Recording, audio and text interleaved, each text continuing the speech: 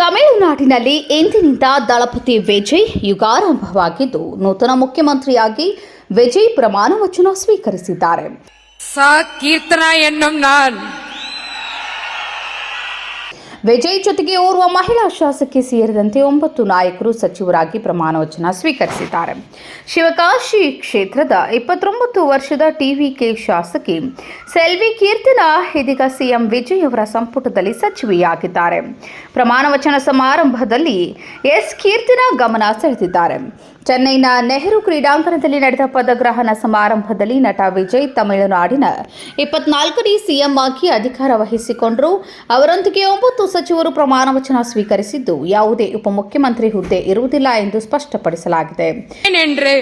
ஆண்டவன் மீது ஆணையிட்டு உறுதிமொழிகிறேன்.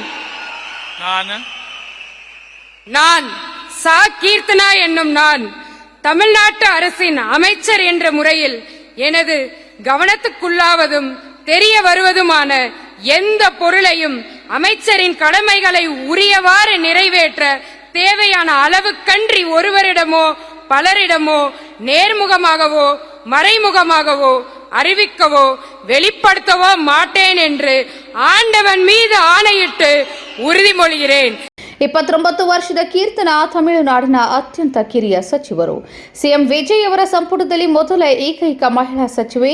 ಭಾರತದ ಪಟಾಕಿ ರಾಜಧಾನಿ ಎಂದೇ ಹೆಸರಾಗಿರುವ ಶಿವಕಾಶಿ ಕ್ಷೇತ್ರದಲ್ಲಿ 7 ದಶಕಗಳ ಪೌರುಷ ಪ್ರಾಬಲ್ಯವನ್ನು ಕೊನೆಗೊಳಿಸಿ ಆ ಕ್ಷೇತ್ರದಲ್ಲಿ ಮೊದಲ ಬಾರಿ ಟಿವಿಕೆಯಿಂದ ಗೆಲುವು ಸಾಧಿಸಿ ಮೊದಲ ಮಹಿಳಾ ಶಾಸಕಿಯಾಗಿ ಆಯ್ಕೆಯಾಗಿದ್ದಾರೆ.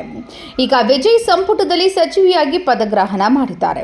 ಸ್ನಾತಕೋತ್ತರ ಪದವೀಧರೆಯಾಗಿರುವ ಕೀರ್ತನಾ ಈ ಹಿಂದೆ ತಮಿಳುನಾಡು ಮಾಜಿ ಸಿಎಂ ಎಂಕೆ ಸ್ಟಾಲಿನ್ ಸೇರಿದಂತೆ ಹಲವು ಪ್ರಮುಖ ನಾಯಕರಿಗೆ ರಾಜಕೀಯ ಸಲಹೆಗಾರ್ತಿಯಾಗಿ ಕಾರ್ಯನಿರ್ವಹಿಸಿದರು.